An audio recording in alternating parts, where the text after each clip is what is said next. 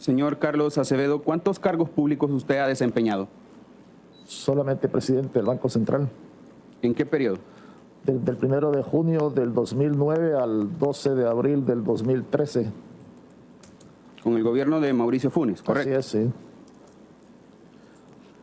¿Cuál era el salario que tenía como presidente del Banco Central de Reserva? 6.100 más unos gastos de representación como de 1.400.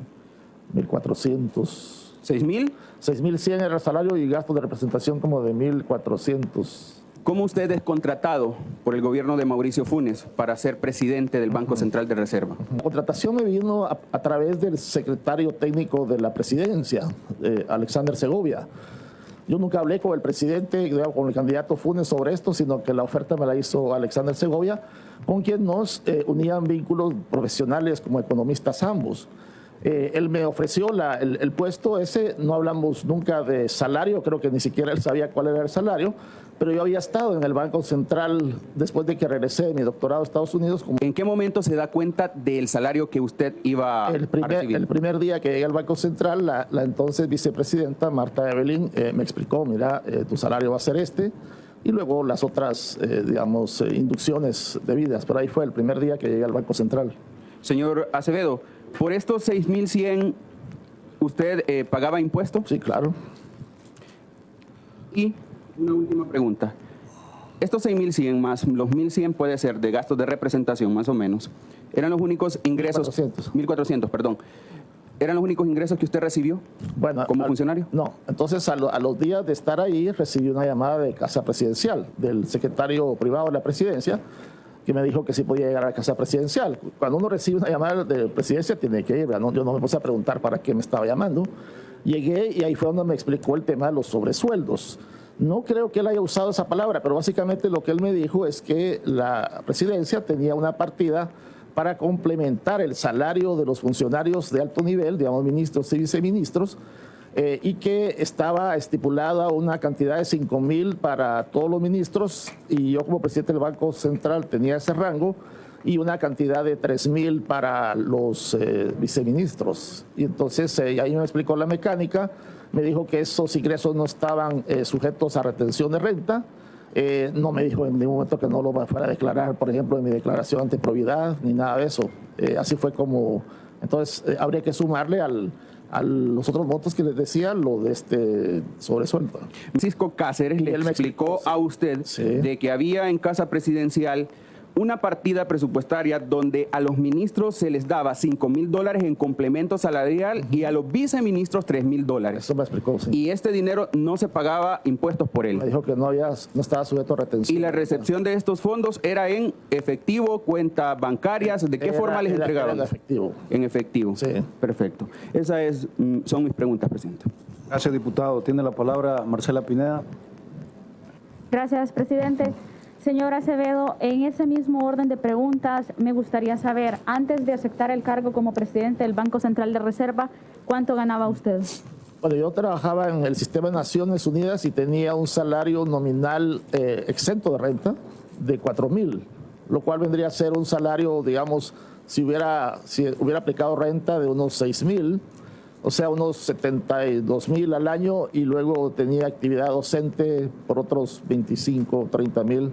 O sea que en total andaba entre unos 95.000 a 100.000 dólares. No, anualmente. Entonces, no, mensualmente. Bueno, entonces sería 100.000 entre 12, sería 8.000 y fichas. Y le manifestó que los ministros ganaban 5. Ese fue Francisco Cáceres. El señor Francisco Cáceres, y le manifestó que los ministros ganaban $5.000 extra del salario y los viceministros 3.000.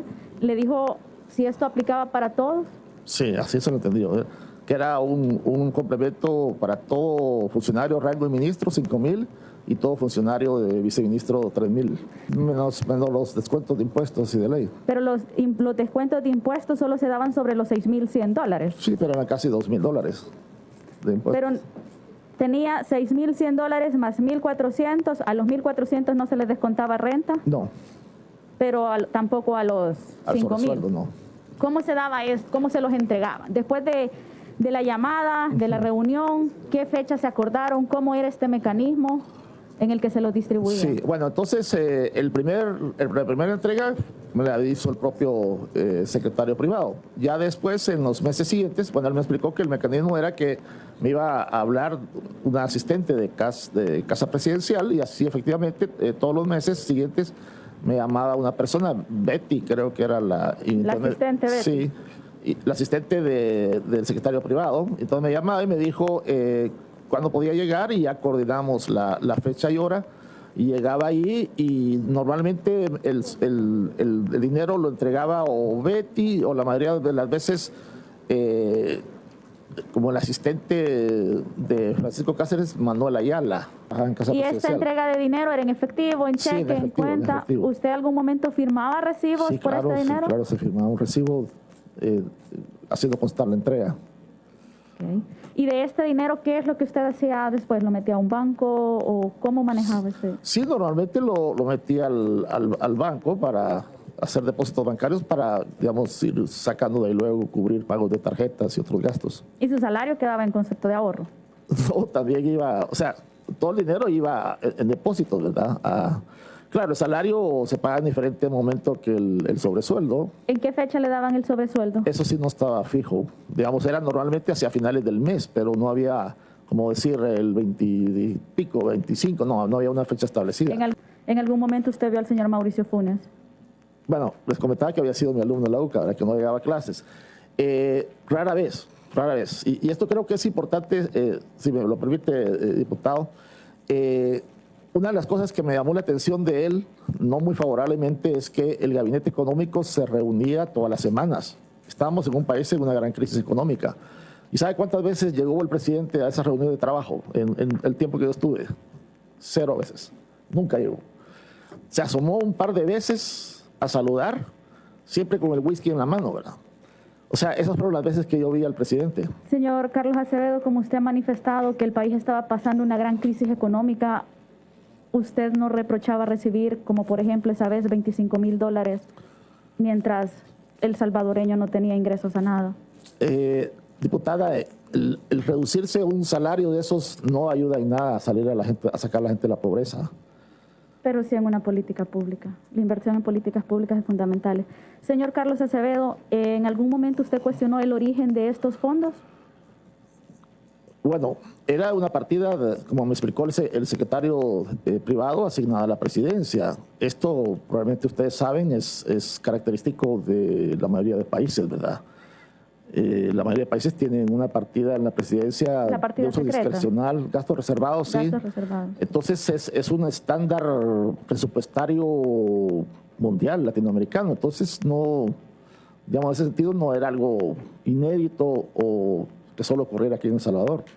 Pero también sabe que por estándares mundiales también se enfoca el tema de transparencia en el uso de fondos públicos. Pues fíjese que justamente por el uso de esta partida... Vamos a ordenar esto, porque no es una plática. Ella le está preguntando, pero no es una plática entre los dos.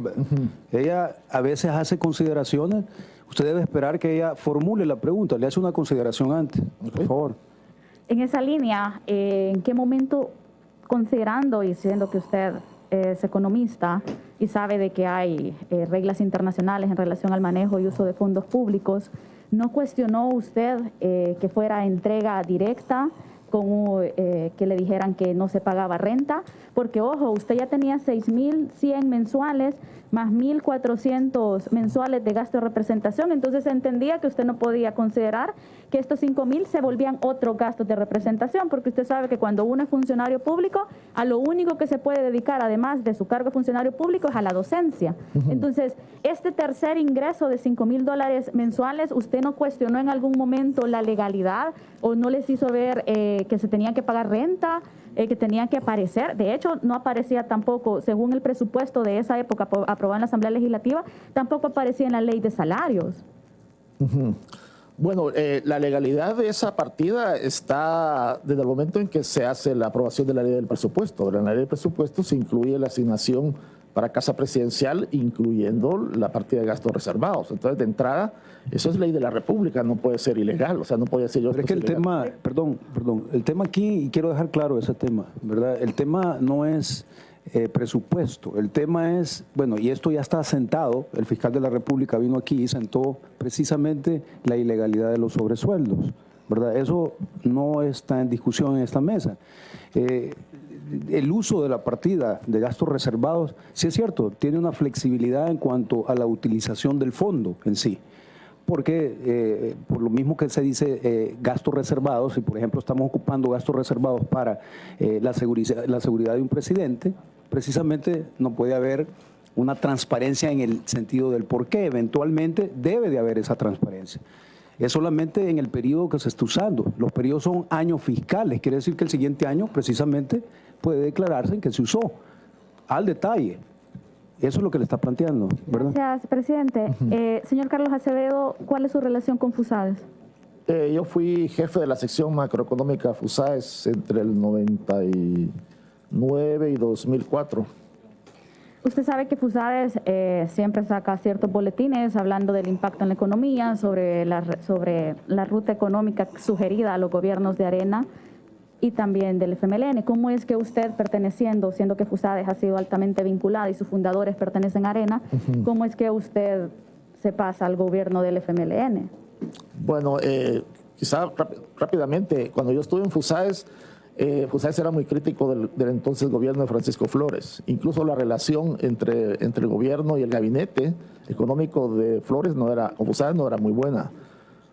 Justamente por los planteamientos críticos que hacíamos en el Departamento de Estudios Económicos sobre la política de Flores. No había ninguna buena relación. ¿Pero en qué momento usted traiciona sus ideales de FUSAES y se pasa al gobierno del FMLN? Yo fui técnico de FUSAES, no tengo ninguna identificación nunca, ni siquiera cuando estuve ahí, una identificación ideológica con FUSAES, ni siento que por haber trabajado luego en el gobierno de Funes haya traicionado ideales de... ¿A FUSAES? A FUSAES. Solamente, presidente. Es más, yo tengo una posición bastante negativa sobre FUSAES. Si se les preguntan a FUSAES qué piensan de mí, lo confirmarán. ¿Usted tiene un criterio negativo en cuanto a FUSAES? Ciertamente. ¿Cuál es su criterio? Mi criterio es que FUSAES, después de, digamos, cuando cambió la presidencia de FUSAES hacia el 2003, fue tomada, bueno, incluso por exfuncionarios de Arena, pues entonces se derechizó completamente. El gobierno del presidente Funes también compraba voluntades a otras instituciones que no eran del gobierno central. Bueno, a mí no me consta, digamos, esto es todo lo que se ha destapado a partir de las investigaciones. En aquel momento, por lo menos yo no era de la argolla cercana a él, no sé si sus amigos cercanos se daban cuenta, pero por lo menos la gente, los otros funcionarios que estábamos trabajando en nuestras respectivas instituciones, no teníamos manera de saber que había toda esta... ¿Eso no se lo contó el secretario privado? No, el secretario privado, la única vez que hablamos fue, como le digo, el primer día, donde me explicó. Cuando eso. le pidió que no declarara los impuestos ante el Ministerio de Hacienda. Me dijo que no había retención, sujeto a retención. No me dijo que no lo declarara, por ejemplo, ante probidad. Solo me dijo, esto no es retención. Yo venía de Naciones Unidas, donde tampoco se me retenía. Entonces tampoco me pareció como inusual. O sea, venía de un trabajo donde tampoco mi salario estaba sujeto a retención. Y luego cuando fui al Fondo Monetario, igual, ¿verdad? O sea, me dijeron, bueno, usted va a ganar 18,000 y no se le retiene. Entonces, uno no se va a poner a discutir en el Fondo Monetario, bueno, ¿y por qué no me retienen? ¿O por qué es tan alto? O sea, uno acepta que se está funcionando en el marco de la legalidad. Menciono esto porque hace poco usted hablaba en un tuit en tema de impuestos, atacando a la diputada Alexia, cuando a usted se le olvidó justamente eso, que no declaró impuestos sobre esos $5,000 mensuales que usted recibía. Pero me llama la atención, señor Segovia, y quisiera saber, señor Acevedo, me gustaría saber por qué usted considera que el presidente Funes decidió seguir con esta forma de entrega de sobresueldos en su gobierno para los funcionarios como usted y los demás. Bueno, como lo sabemos ahora, en buena parte, gracias a las investigaciones que ustedes están emprendiendo, esto ha sido una práctica institucionalizada por 30 años y ahora con las plazas ad honorem continúa, ¿verdad? O sea, esto ha sido una característica del Estado por lo menos desde los últimos 30 años. ¿Por qué considera usted que el señor Funes decidió seguirlo entregando? Porque ya venía la práctica de los 5 años anteriores, de los 5 gobiernos anteriores.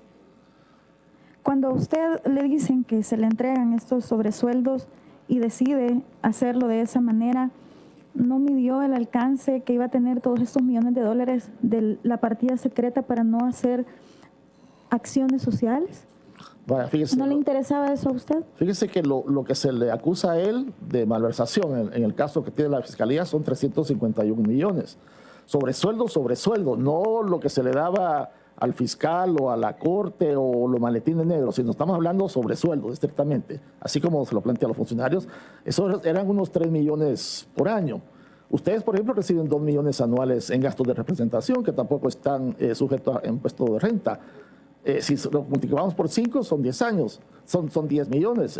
¿Usted se ha preguntado cuántas escuelas se podría construir con ese dinero?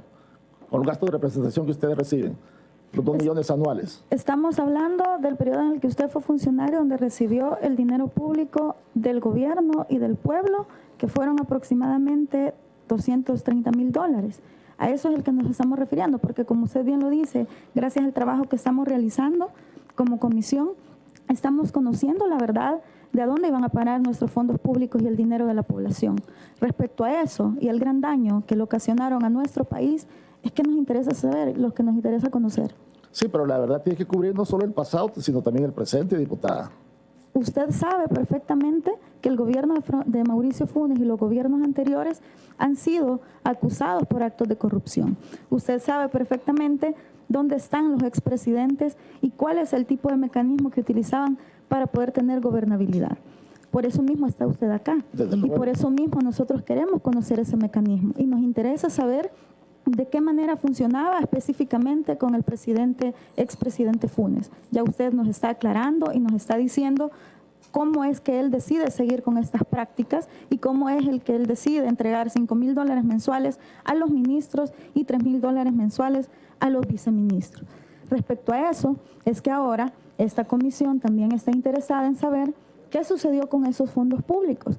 Y el que usted esté representando el Banco Central de Reserva durante casi 46 meses nos llama la atención el por qué decide no hacer el pago a la cancelación de impuestos. Usted perfectamente ha dicho que no sabía que no se debía de hacer, que solo fue una petición que se le realizó y por eso decidió no declarar estos $5,000 mensuales. Sin embargo, señor Segovia, también me llama la atención, perdóneme, como tenemos otros invitados, señora Acevedo, me llama la atención y es que me interesa saber que la relación que usted tuvo con el expresidente Funes durante su presidencia en el banco, entonces sí fue buena. Entonces yo estaba en lo mío y la relación con la presidencia realmente no era ni buena ni mala. Después, hacia el final, sí, el presidente Funes nunca me lo dijo él, siempre me lo mandaba a decir a través del secretario técnico, el ministro Cáceres. Se molestaba por las valoraciones críticas que yo hacía sobre la economía. Pensaba que no correspondía al presidente del Banco Central estar criticando la gestión económica del propio gobierno. A lo mejor amenazaba un poco las intenciones que él mismo tenía, porque usted hacía ese tipo de críticas. No lo sé, ¿verdad? Ahí sí, ciertamente se molestó y él dice que me destituyó del Banco Central, cosa que no es cierta, pero... ¿Cuál fue la razón por la que usted decidió irse? ¿No lo destituyó él? No, bueno, se me ofreció la representación de Centroamérica en el Fondo Monetario Internacional, entonces ahí fue donde yo aproveché para irme del Banco Central, porque realmente, aunque, digamos, no había un enfrentamiento abierto, sí yo sentía ya un poco tensa la relación por ese tipo de mensajes que me enviaba el presidente, de que no anduviera diciendo cosas sobre la situación económica. ¿Y será que por eso los últimos meses no le entregaron los sobresueldos? No lo sé, la verdad, diputada. Movimientos que nos hagan concluir que usted bancarizó este dinero. Cuando usted recibía los $5,000 mensuales en Casa Presidencial, ¿lo ingresaba directamente a sus cuentas? Sí, diputado. ¿Declaró eso en la sección de probidad? No probablemente de un solo, pero sí, digamos, en 2 entregas, 3 entregas. Pero eso se puede comprobar en los movimientos del sistema bancario. Sí. Y eso se lo consulto porque cuando nosotros hacemos el análisis de la declaración patrimonial y se hacen depósitos en efectivo que no tienen un origen comprobable, como en este caso usted no podía comprobar que provenían de la partida secreta ilegalmente utilizada, cuando lo declaró en la sección de probidad, ¿de qué forma lo hizo? Como sobresueldo. Tal cual. Se Tal lo cual. explicó la sección de probidad. El gobierno de Mauricio Funes nos da $5,000 mensuales en un Sí, sobre en sí, casa presidencial sí. todos los Bueno, meses. no expliqué que en un sobre eso, dije, digamos, en la declaración, otros ingresos sobre sueldos, ahí aparece registrado, ¿Por qué lo declaró usted? porque eran ingresos que recibía de fondos públicos. O sea, como les decía a sus colegas anteriormente, el secretario privado no me dijo que no los declarara, me dijo que eso estaba exento de renta, pero no me dijo que no los declarara. Entonces, ¿cómo no voy a declarar ante probidad un ingreso así?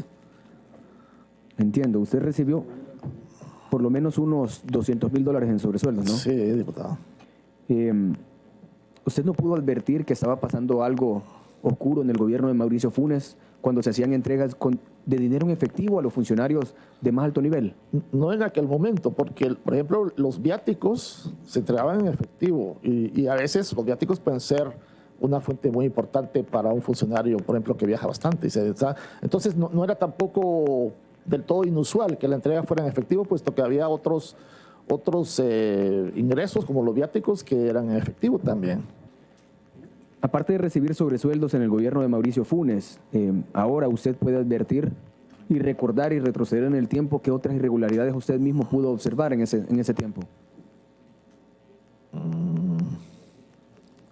No, realmente no, ¿verdad? Porque incluso todo lo que se sabe ahora está oculto para los funcionarios, ¿verdad? Por ejemplo, los dineros que Funes le pasaba a Mecafé para la adquisición de inmuebles, todo eso que se ha destapado. O sea, ¿cómo lo iba a saber uno? Porque mucha gente piensa que porque uno estuvo en el gobierno tenía que saber todo eso.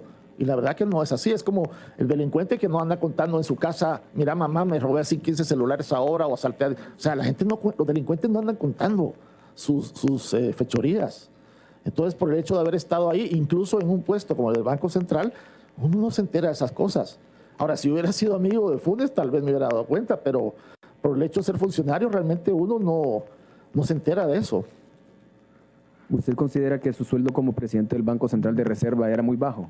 No, yo creo que estaba, como le explicaba anteriormente, en el límite inferior del rango, ¿verdad? Es el más bajo en Centroamérica, pero digamos, es un salario, el presidente Van de Sar gana 13,000, ¿verdad? Que más o menos anda por actualmente. O sea que es un salario, diría yo, adecuado a las responsabilidades del puesto. Entiendo, señor Acevedo. Es bien importante que nosotros tengamos esa conversación porque así el pueblo salvadoreño puede comprender la magnitud de la corrupción que diseñó el señor Mauricio Funes y en el que lo sumergió a usted también como cómplice al agarrar sobresueldos. No, normalmente no se hablaba de eso, aunque todo el mundo sabía que se recibía. Pero yo creo que es importante distinguir, o sea, los sobresueldos salían de la partida de gastos reservados. Ahora sabemos que Funes agarró eso como caja chica, pero yo creo que hay que distinguir, porque, digamos, se tiende a contaminar los sobresueldos, que a mí me parece que eran, bueno, no solo legales, sino además justificables, con dinero que el presidente usaba para otras cosas. O sea, no es lo mismo completarle el salario a un funcionario mal pagado, porque los salarios de ahora son los de hace 30 años. ¿Usted se considera que era mal pagado? No. Sin sobresueldo, el sueldo sí era bajo. Sin sobresueldo sí. Pero me refiero a que, digamos, no es lo mismo complementarle el salario a un funcionario que agarrar dinero para mandar al amante a operarse una cirugía estética a Los Ángeles. Perdón, O sea, yo quería, usted mencionó algo. Funes agarraba como caja chica los gastos reservados. Tal vez podría ahondar un poco Sí, bueno, más. nuevamente, eso lo sabemos ex post a partir de las investigaciones del saqueo público. Pero en aquel momento no teníamos ningún indicio de eso. O sea, realmente el abuso. en ese momento, ¿cómo lo ve usted? Funes agarrando la caja chica. En ese momento no teníamos ni idea de que estaba haciendo esa malversación. No, ahorita, ¿cómo lo Bueno, ve? me parece. Bueno, yo contrataría un comando y le voy a traer a Nicaragua que venga a rendir cuentas. O sea, me parece absolutamente escandaloso. Y la mayor parte de esos 351 millones, como les decía, los sobresueldos eran realmente una parte pequeña. La parte de León era toda la corrupción que él hizo con ese dinero. Y ahí sí hay un enriquecimiento ilícito descarado, ¿verdad? Descarado. ¿Por qué descarado? Bueno, la fiscalía le ha confiscado como 21 propiedades que había comprado usando a Mecafé como prestanombres. Eso sí es enriquecimiento ilícito. Por ejemplo, las propiedades que le han confiscado al general Munguía Payés. O sea, eso sí es corrupción en gran escala. ¿Considera usted que es Y por eso, permítame, creo que lo felicito otra vez por lo de acabar con el periodo de prescripción de los delitos de corrupción. Señor Carlos Acevedo, ¿a usted se le ofreció algún negocio turbio por parte de Mauricio Funes en alguna ocasión? No exactamente, pero sí hubo una ocasión, estaba en una reunión en Corsaín, porque el presidente del Banco Central participa en muchas directivas, y entonces me llamó el secretario privado y me dijo que a la directiva de Corsaín iba a llegar una propuesta de un inversionista, bueno, era un ruso colombiano, que creo que era un esgrimista amigo del general Munguía Payés. Y entonces me dijo, no vayan a poner reparo con eso, está todo bien. Obviamente en aquel momento no sabemos todo lo que sabemos ahora, entonces simplemente dije, bueno, está bien, pero no sé, además nunca llegó, por lo menos que yo lo haya visto, y no sé qué tipo de negocio era, pero visto ahora, después de lo que sabemos, yo digo, bueno, probablemente aquello no era algo lícito, pero sería lo único, digamos, cercano a lo que usted me pregunta. Entiendo, y esa es muy buena información. ¿Alguna otra información que nos pueda dar sobre esos detalles o sobre el modo que operaba el gobierno de Mauricio Funes para poder, de alguna forma, salirse con las suyas? Sí, bueno, él tenía una argolla muy cerrada de amigos corruptos. Porque, por ejemplo, por otro lado, funcionarios como Alex Segovia y Cáceres eran cercanos, pero no en ese plano. Por ejemplo, yo recuerdo que cuando el presidente Funes nombró de presidente de CELA a Irving Toches, me parece, con un pasado muy borrascoso en corrupción, tanto Alex Segovia como Carlos Cáceres le dijeron al presidente, esta persona tiene un pasado de corrupción, y Funes no quiero decir una palabra vulgar, pero los mandó, les dijo, no se metan en esto, yo esto lo controlo, ¿verdad? Yo controlo la CEL. Entonces ahí había una argolla de gente, bueno, ahí estaba Mecafé, supongo que ahí estaba el general Payés, ahí estaba el que fue luego presidente de CEL también, que fue ministro de Agricultura. O sea, había una argollita de gente que eso sí seguramente estaban en ese negocio, y al punto que gente que por otro lado era cercana, Funes no los dejaba, digamos, meterse ni que le aconsejaran, como Segovia y Cáceres. Cuando usted era el presidente del BCR, intentó Mauricio Funes, sintiéndose con el derecho sobre usted de pagarle un sobresueldo y de manejarlo como él quería, ¿quiso él hacer alguna movida en el BCR? ¿Quiso él hacer algún tipo de corrupción utilizando la institución del BCR? No, creo que su miras estaba más en la CEL y en otros lugares donde podía sacar también recursos de caja chica, ¿verdad? ¿Cómo qué lugares? La CEL, por ejemplo. ¿Cómo funcionaba? Bueno, como la CEL es una autónoma y era muy superavitaria, entonces ahí no hay, digamos, los controles que tiene Corte de Cuentas en otros lados. Entonces ahí, si un funcionario, incluso a nivel del presidente, quiere a través del presidente de CEL hacer un uso indebido de sus recursos, creo que se facilita. ¿Se dio en el caso de Mauricio Funes? Mi sospecha es que sí, obviamente yo no tengo ninguna prueba de ello, pero yo sospecharía que sí, porque de otro modo nos explica el interés de él en mantener a Cáceres y a Segovia fuera de ese manejo, si no es porque era un manejo turbio.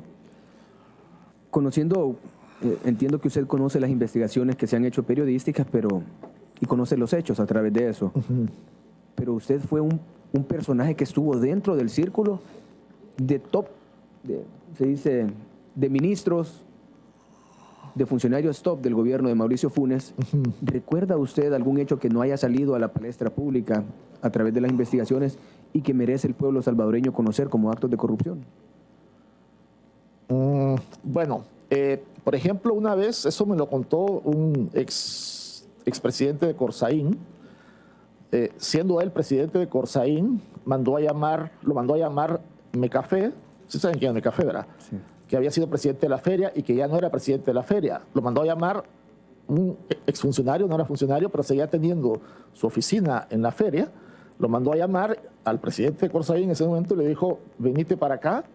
Y cuando llegó dice que estaba Mecafé, estaba Payés y no me recuerdo quién más. Y Mecafé, que no era funcionario ya, le dijo al presidente de Corsaín que no se metiera en los negocios de Corsaín, que eso lo iban a controlar ellos. ¿Quiénes eran ellos? Ellos, Mencafé, Munguía Payés y dos más que estaban ahí. ¿Quiénes eran? Eso es lo que no recuerdo, pero ciertamente eran 3 o 4. Recuerde los nombres. 3 o son 4, no, me importantes. recuerdo de Payés y de Mencafé. Entonces le dijo al presidente Corsaín que no se metiera ahí. Pero además le reclamó porque el presidente de Corsaín había destituido a un directivo de Incinca. Ustedes saben que Corsaín nombra entonces lo destituyó porque la mamá de Funes llamó al presidente Corsaín para decirle, mire, quiero que ponga a esta persona en la directiva de Corsaín. Y entonces lo puso ahí, destituyó al otro, y resulta que el otro era protegido de Mencafé. Entonces Mencafé lo llamaba para reclamarle por qué había destituido al otro, y le dijo, yo sé por qué lo hiciste. O sea, sabía que era la mamá de Funes la que había agarrado el teléfono. O sea que todo eso lo he sabido ya al salir del gobierno. Pero yo dije, bueno, o sea que hasta la mamá de Funes mandaba órdenes en el gobierno. Entonces, a mí me botó bien. Y luego lo llamativo de qué negocio tenían entre manos en Corsaín para que no querían que el presidente Corsaín se metiera ahí. Corsaín es un lugar donde si alguien está en negocio de droga y lo controla, puede meter. Y a mí no me extrañaría que por ahí hubieran dado el negocio, ¿verdad? Ahora, todo esto son especulaciones mías, desde luego, ¿verdad? Claro, usted conoce o recuerda, yo sé que yo lo conozco ya y sé que tiene una muy buena memoria. A veces, ya no tanto. Pero recuerda algunos otros detalles en los que el pueblo salvadoreño puede decir, esto estaba ahí, esto pasó y no conocíamos estos detalles, porque Mauricio Funes a la larga y hasta la fecha de hoy dice que es inocente, que todo es una falacia, que todo es un invento de una persecución política. Pero usted nos ha revelado algunos detalles que nos interesa seguir conociendo. ¿Recuerda algunos otros detalles específicos de posibles casos de corrupción que se dieran en ese tiempo? No, diputado, lamentablemente no, pues me encantaría conocerlos. Para mí ha sido toda una revelación lo que se empezó a destapar desde las investigaciones del Faro, ¿verdad? Si usted pudiera retroceder el tiempo, conociendo las consecuencias que conlleva haber recibido ese dinero, ¿lo volvería a tomar? Por supuesto que no. O sea, desde el momento en que uno toma eso es porque no tiene la más mínima sospecha de que hay algo ilegal en eso. ¿Estaría dispuesto a devolver ese dinero a los salvadoreños? Por supuesto, si la ley me lo manda, sí.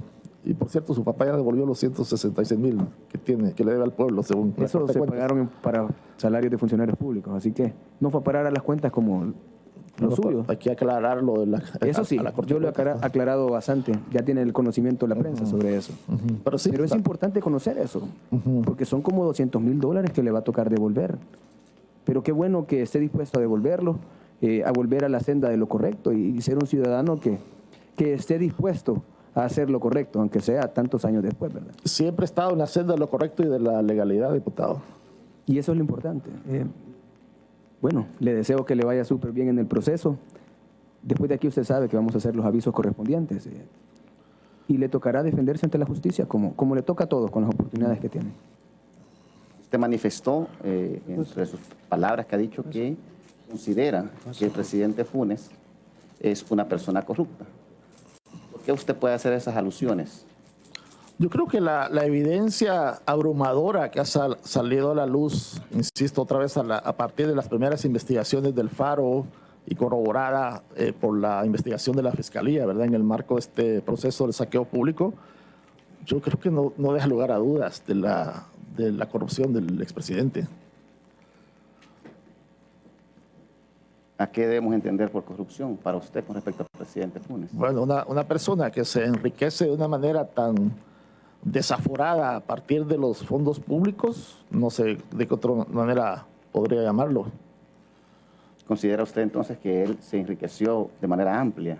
Totalmente, totalmente. Bueno, otra vez la referencia que hacía, no recuerdo ahora, 21 propiedades o no sé cuánto que le confiscó la fiscalía. Ahora él dice, yo no firmé nada, ¿verdad? Mi nombre no aparece en nada, pero es claro que ahí MKF le sirvió de prestanombres. Ok.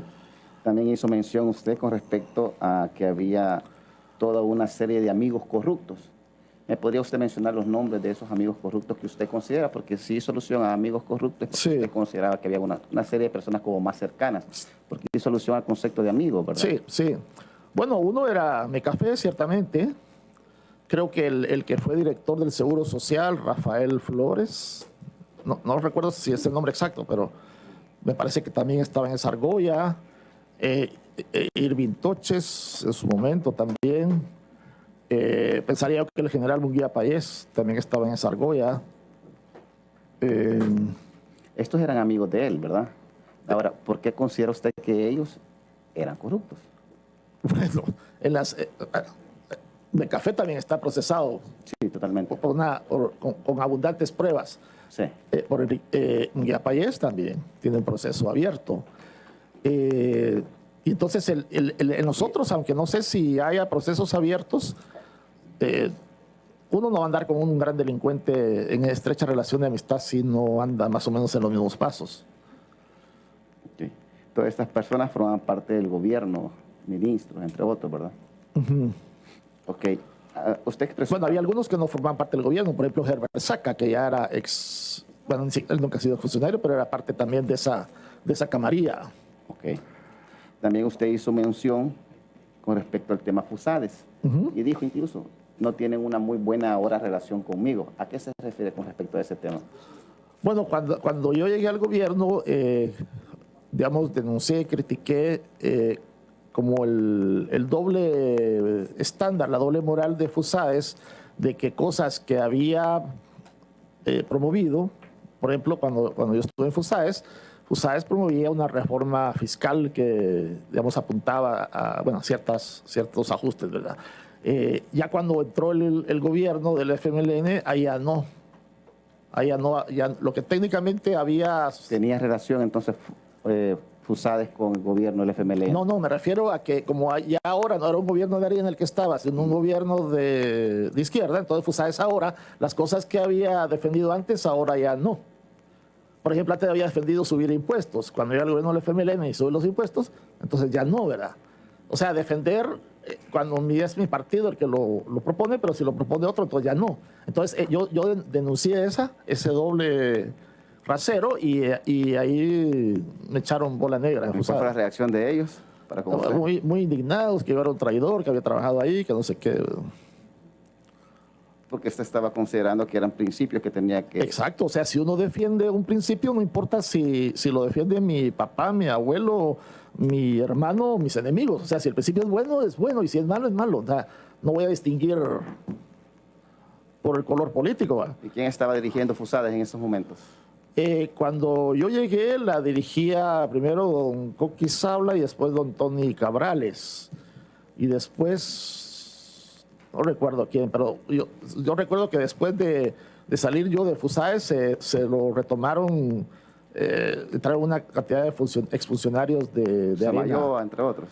No, Samayoa no estaba cuando yo estuve en Fusades, pero entró gente, por ejemplo, del gabinete económico de Flores, que criticaban a Fusades. Permítanme, a Fusades entra todo el gabinete económico de Flores. Llegaron varios exfuncionarios de Arena, incluyendo algunos del gabinete de Flores, que claramente yo percibí un giro, una derechización de Fusades. Derechización, ¿a qué refiere con eso? Bueno, o sea, derechización es que uno defiende, bueno, en este país sabemos lo que es derechización, posturas que responden a privilegios históricos del gran poder económico y, bueno, de Arena, partidos de derecha. Ok, gracias. Usted mencionó que fue Alex Segovia quien le hizo a usted la invitación de participar en el gobierno de Funes. Sí. Y que la persona que le mencionó cómo estaba la circunstancia con respecto al tema de los sobresueldos era Marta Evelyn. No, Marta Evelyn era vicepresidenta del Banco Central. Ella me explicó la parte Banco Central. Okay. La parte de los sobresueldos fue cuando recibí la llamada de Francisco Cáceres, el secretario privado, y él me explicó esa parte. ¿Conoce usted si también se le brindaba una especie de sobresueldos a medios periodísticos de parte del señor Funes? Eso lo he escuchado después. Por ejemplo, claramente recuerdo que se le daba, bueno, no era sobresueldo, otra vez era eso no sobresueldo, pero ya nos entendemos, ¿verdad? A Jorge Hernández, que creo que tenía negocios también con Funes. Sí, de Jorge Hernández recuerdo claramente. ¿Quién más de medios? No solo él. entiendo que se le daba bajo la justificación. Jorge Hernández era el presentador en TCS y entiendo que se le daba bajo la justificación de que le diera espacio, más espacio en la entrevista TCS a funcionarios del gobierno para, digamos, exponer la posición del gobierno. Y entonces ahí le pasaban 15, 20 mil, no recuerdo, dólares mensuales. ¿Le consta a usted eso? No, por supuesto que no. Por supuesto que no. ¿Verdad? Ok. Y con respecto al tema de la Asamblea Legislativa, ¿usted conoció si tenía alguna ayuda, un apoyo institucional con respecto a los diputados de la Asamblea Legislativa? Vaya, yo lo que escuché, digamos, de esos rumores que uno escucha, es que, por ejemplo, a veces en votaciones legislativas decisivas, Ajá. se llevaba a un hombre de maletín negro para comprar los votos de Gana. Ok. Y ese hombre era Herbert Saca. Y con respecto a la Corte Suprema de Justicia, No, en la Corte Suprema no escuché. O no no tenía una buena relación el presidente Funes con respecto a la gente de la Corte Suprema de Justicia. No lo sé. Lo que pasa es que usted refiere a los llamados cuatro fantásticos o cuatro. Lo que pasa es que yo creo que ellos llegaron a la corte, yo ya no estaba en el gobierno, entonces no sé realmente si. Me imagino que no le gustaba la relación, bueno, no era buena la relación. Hábleme del proceso o el caso de CEL con respecto al tema que usted hizo mención con anterioridad, ¿verdad? Que le gustaba a Mauricio con respecto al tema de CEL, porque ahí había económicamente le era rentable. Sí. ¿A estos funcionarios también le entregaban sobresueldo? De la CEL, supongo que se les entregaba. Lo que pasa es que luego, cuando uno ya sabe las cosas a posteriori, se da cuenta, por ejemplo, de los sobresueldos, que ahí había una piñata. Porque lo que me explicó a mí el secretario privado fue una cosa, y lo que luego viene a salir después es que se repartía a medio mundo que no tenía nada que ver con el Ejecutivo, ¿verdad? Para compra de voluntades, tráfico de influencias, etcétera. Compra de voluntades, ¿cómo era eso? Lo que le decía, por ejemplo, en las votaciones en que el FMLN o el gobierno necesitaba votos de Gana, entonces mandaban a Herbert Saca a repartir dinero a los diputados de Gana, ¿verdad? Para lograr esos votos. A eso me refiero sobre todo con compra de voluntades.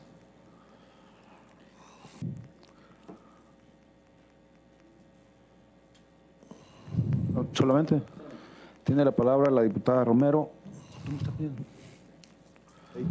Gracias, presidente. Un saludo muy especial a la población salvadoreña que le da seguimiento a esta comisión.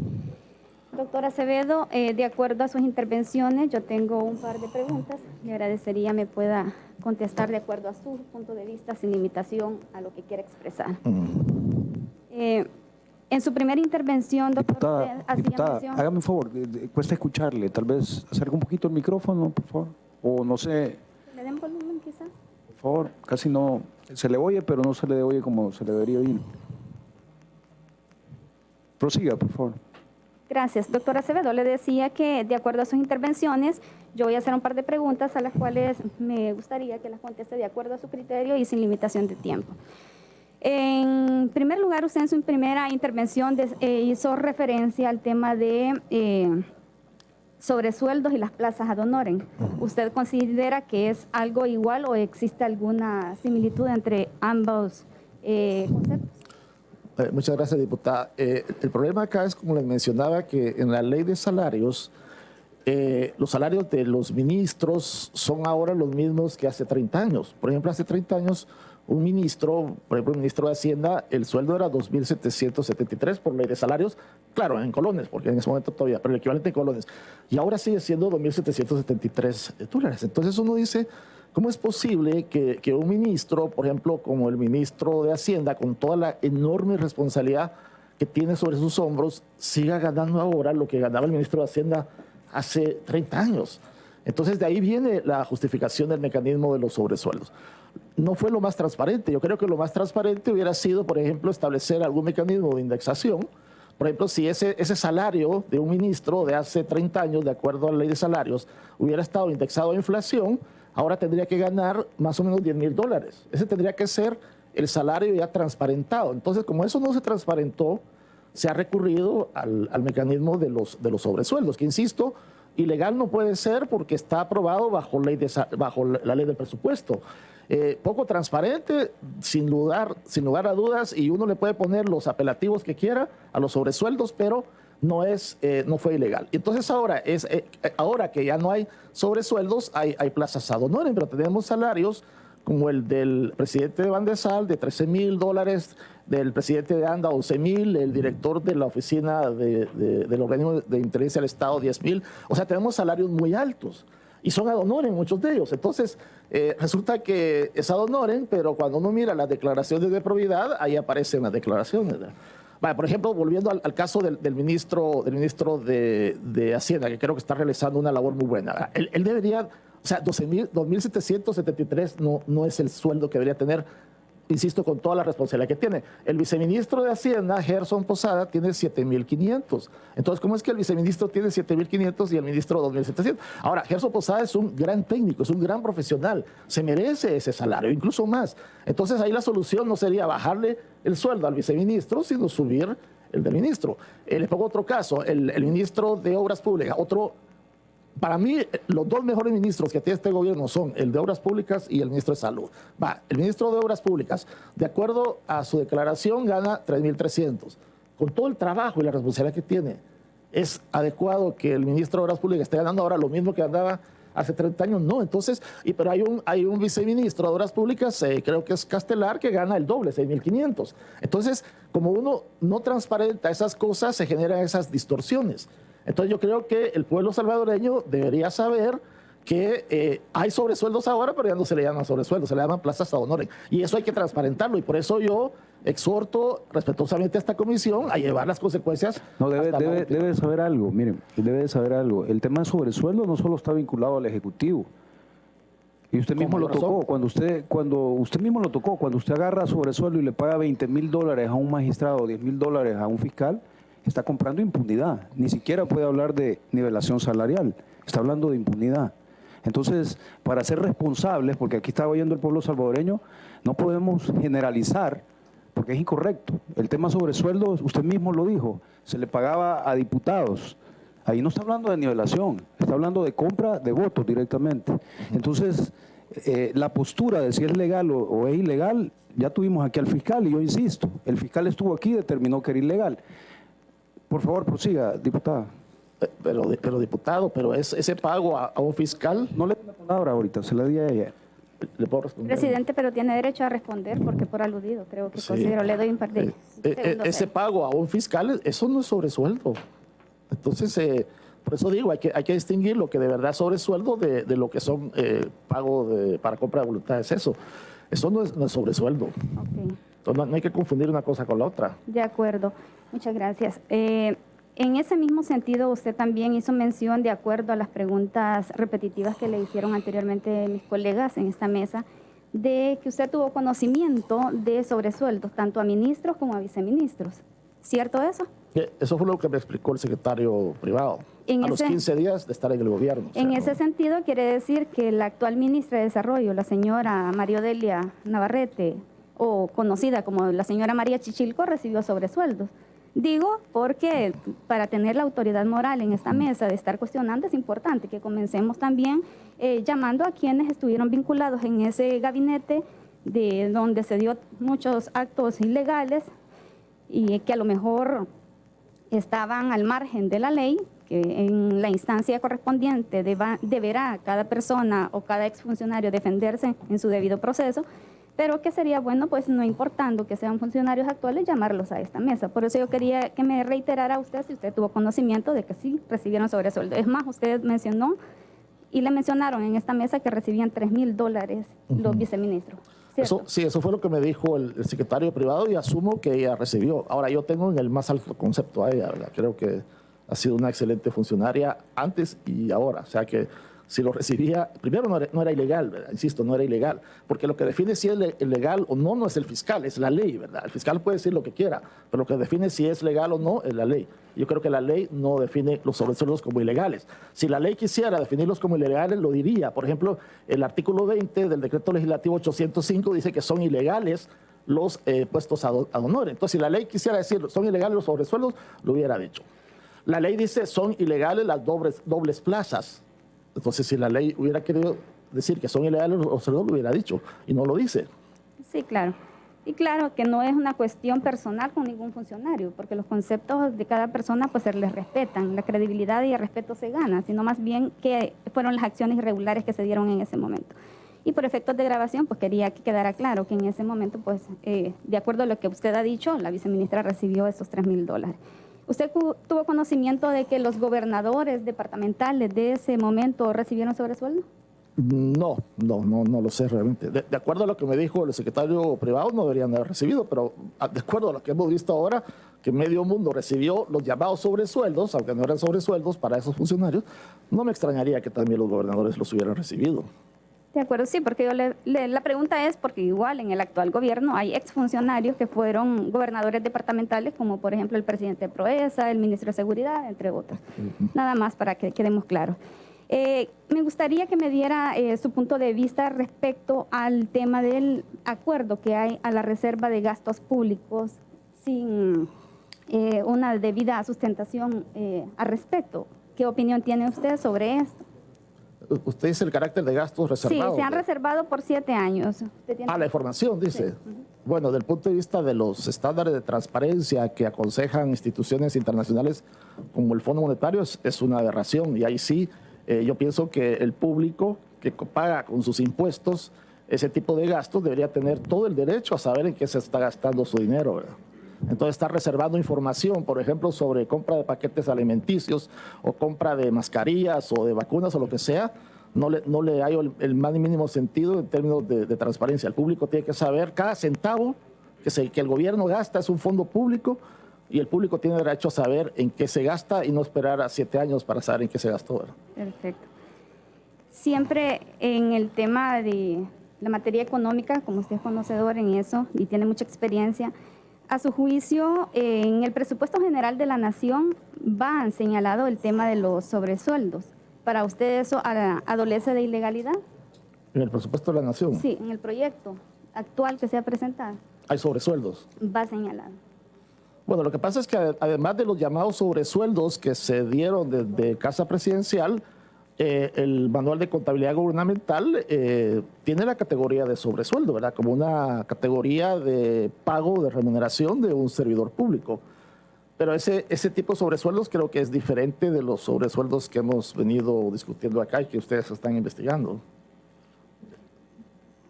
Entonces, en su punto de vista, ¿está de acuerdo que aparezcan señalados a pesar de que se está cuestionando este tipo de...? Lo que pasa es que, como le digo, el manual de contabilidad gubernamental tiene como una categoría de remuneración los sobresueldos. Entonces, eso también indica que no puede ser ilegal, ¿verdad? Si fuera ilegal, no aparecería como una manera de pagar. Y el manual de contabilidad gubernamental está elaborado por el Ministerio de Hacienda en el marco de la Ley Orgánica de Administración Financiera del Estado. O sea que también ahí hay otro respaldo, además del respaldo que le da, otro respaldo legal, además del que le da la ley del presupuesto. Y me extraña que el fiscal no tome en cuenta todo esto, ¿verdad? O no lo entienda quizá, o no quiera entenderlo, que creo que es lo que está pasando.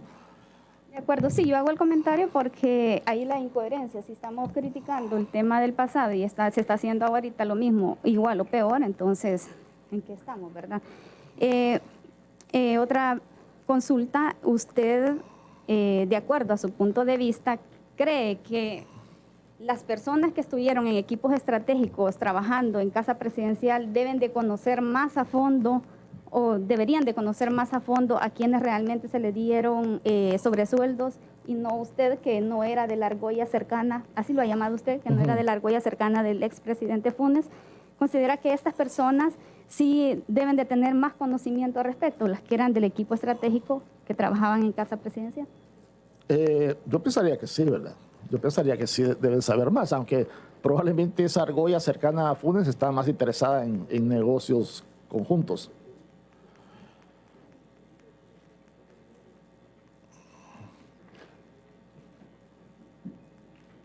No, como están en otras. Entonces, le preguntaba esto porque es público, es de conocimiento público y en la hoja de vida del del presidente de esta comisión aparece que él estuvo en un equipo estratégico de Casa Presidencial trabajando en el periodo del presidente Funes. Entonces, sería bueno que por transparencia él nos ayudara a dar más información al respecto de quiénes recibieron o si él recibió en alguna ocasión. Muchas gracias. De acuerdo, diputada. Tiene la palabra el diputado Juan Carlos Mendoza.